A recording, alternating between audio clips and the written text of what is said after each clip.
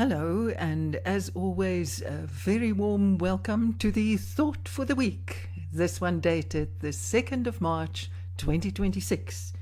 It comes to you from the grad team, and my name is Ruda Landman.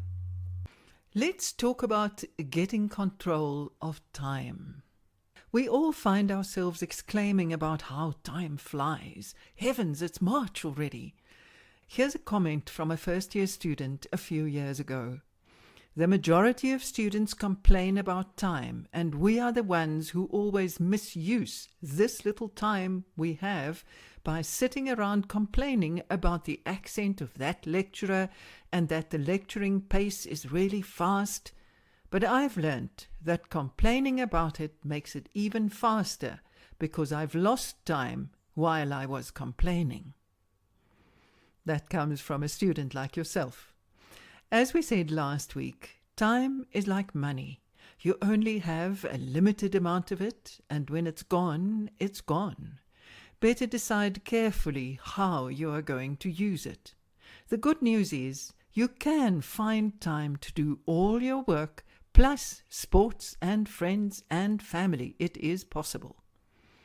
Start by drawing up a weekly schedule. There's an example in the text on your phone. It has all the days of the week and then lines in which you can fill in the time during the day as it works for you. First, fill in your classes and your tutorials. Next comes study time.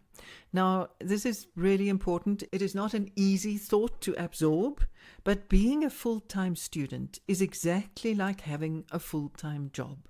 You have to spend about 40 hours a week on your studies. If you spend 15 hours a week in class, you have to schedule another 25 hours of study time. That means about 4 hours every day, 6 days of the week.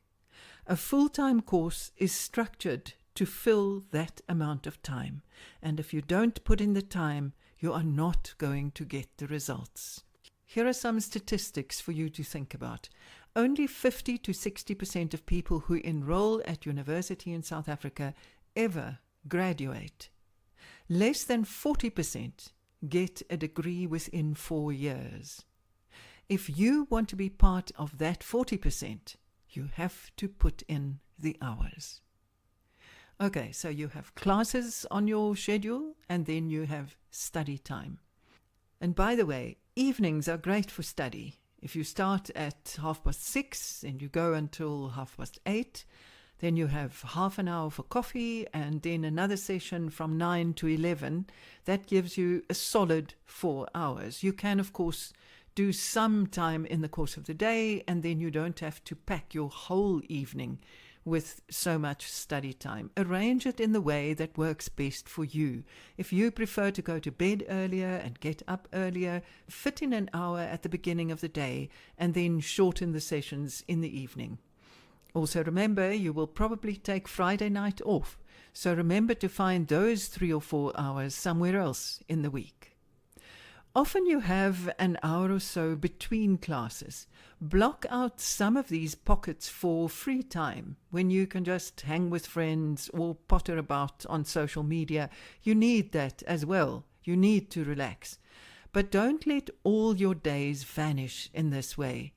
You can find solid hours in those in-between times.